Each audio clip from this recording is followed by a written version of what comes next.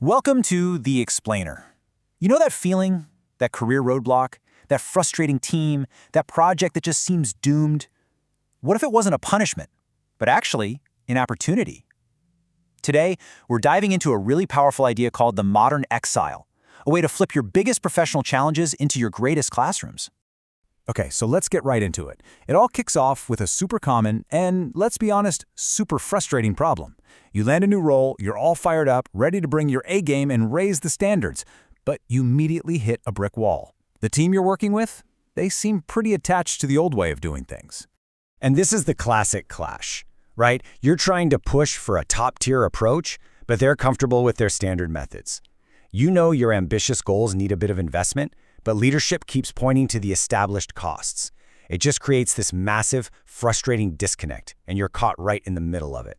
But here's where things get really interesting. What if all that external friction, the team, the budget, all of it, isn't the real problem? What if this whole situation is actually like a mirror that's not reflecting a flaw in the company, but maybe a gap in your own personal development? The thinking here is that if you had already done the work on yourself, if you'd built up enough wisdom and perspective beforehand, the answer to this problem would just appear. It would feel natural. The very fact that it feels so overwhelming is a signal, a little flag telling you, hey, there's something new for you to learn here. And that brings us to this powerful way of reframing these struggles. It's an idea called the Modern Exile. And honestly, it can totally change how you look at every setback you face.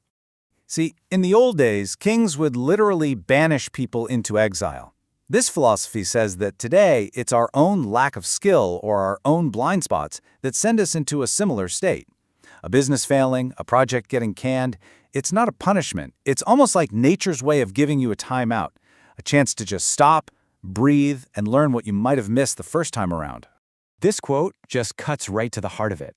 So things that feel like total disasters, a company going bankrupt, for example, they're really a form of this modern exile. They are a clear, direct signal from the universe telling you to stop everything else you're doing and just study. Start over.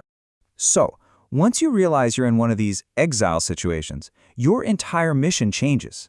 You're not there to win battles anymore or to prove how right you are. You're there to learn. All of a sudden, your boss, your colleagues, even the people who report to you, they all become your teachers. Okay, so if your job is to study, what does that actually look like in practice? Well, it all starts by focusing on a leader's most important and probably most underrated qualities. The absolute #1 principle is respect.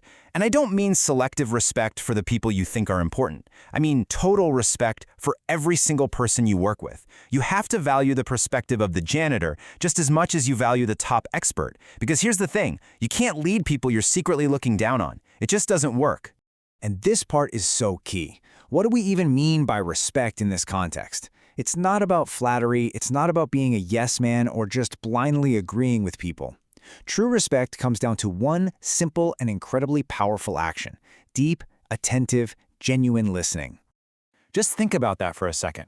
Even when your gut reaction is screaming, "That's the dumbest idea I've ever heard," your job is to listen. The idea is that people don't bring things up that are completely worthless to them. There's always a reason, a perspective, an emotion driving their words. Listening is how you honor that, and that simple act can totally transform a relationship. And this all boils down to a really brilliant practical guideline for finding answers: the 3 to 7 rule.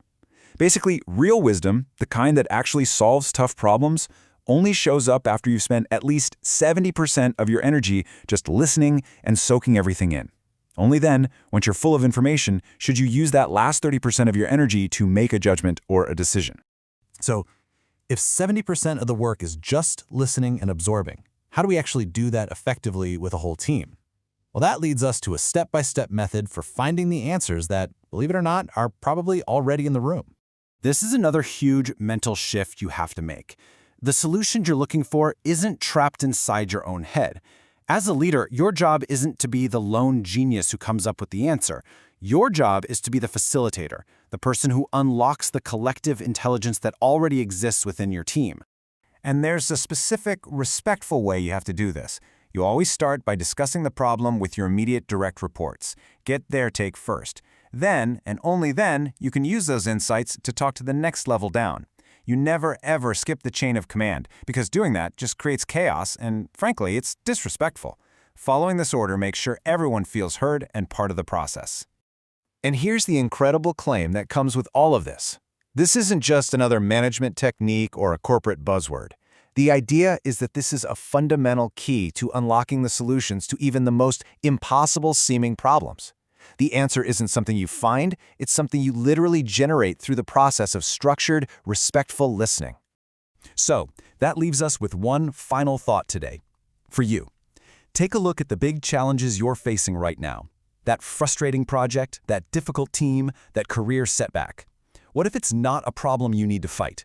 What if it's actually the classroom you've been sent to? What is the exile in your life that's just waiting for you to finally start studying?